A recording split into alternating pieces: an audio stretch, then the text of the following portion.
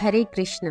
कार्तिक मास के इस पवित्र महीने में आज हम कार्तिक महात्म के 5वें अध्याय का श्रवण करेंगे। प्रभु मुझे सहारा है तेरा, जग के पालनहार। कार्तिक मास महात्म की कथा कहूँ विस्तार। राजा पृथु बोले, हे नारद जी, आपने कार्तिक मास में स्नान का फल कहा। अब अन्य मासों में विधि पूर्वक स्नान करने की विधि, नियम और उद्यापन की विधि भी बतलाइए। देवर्षि नारद ने कहा, हे राजन, आप भगवान विष्णु के अंश से उत्पन्न हुए हैं, अतः यह बात आपको ज्ञात ही है। फिर भी आपको यथाचित विधान बतलाता हूँ। अश्विन माह में शुक्ल पक्ष की एकादशी से कार्तिक के व्रत करने चाहिए। ब्रह्म मुहूर्त में उठकर जल का पात्र लेकर गांव से बाहर पूर्व अथवा उत्तर दिशा में जाना चाहिए। दिन में या सायंकाल में कान में जनेऊ चढ़ाकर पृथ्वी पर घास बिछाकर सिर को वस्त्र से ढककर मुंह को भली भांति बंद करके थूक व सांस को रोककर मल व मूत्र का त्याग करना चाहिए। तत्पश्चात मिट्टी व जल से भली भांति अपने गुप्त अंगों को धोना चाहिए। उसके बाद जो मनुष्य मुख शुद्धि नहीं करता उसे किसी भी मंत्र का फल प्राप्त नहीं होता। अतः दांत और जीभ को पूर्ण रूप से शुद्ध करना चाहिए और इस मंत्र का उच्चारण करते हुए दातुन तोड़नी चाहिए। हे वनस्पते, आप मुझे आयु, कीर्ति, तेज, प्रज्ञा, पशु संपत्ति, महाज्ञान, बुद्धि और विद्या प्रदान करो। इस प्रकार उच्चारण करके वृक्ष से 12 अंगुल की दातुन ले। दूध वाले वृक्षों से दातुन नहीं लेनी चाहिए। इसी प्रकार कपास, कांटेदार वृक्ष तथा जले हुए वृक्ष से भी दातुन लेना मना है।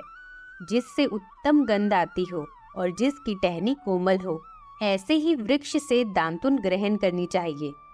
प्रतिपदा, अमावस्या, नवमी, छठी, रविवार को चंद्र तथा सूर्य ग्रहण में दातुन नहीं करनी चाहिए।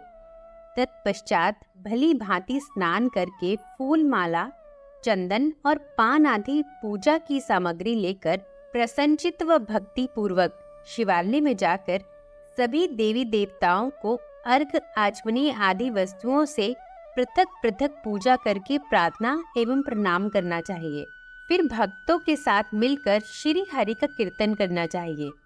मंदिर में जो गायक भगवान श्री हरि का कीर्तन करने आए हो, उनका माला, चंदन, तांबूल आदि से पूजन करना चाहिए, क्योंकि देवालयों में भगवान विष्णु को अपनी तपस्या, योग और दान द्वारा प्रसन्न करते थे।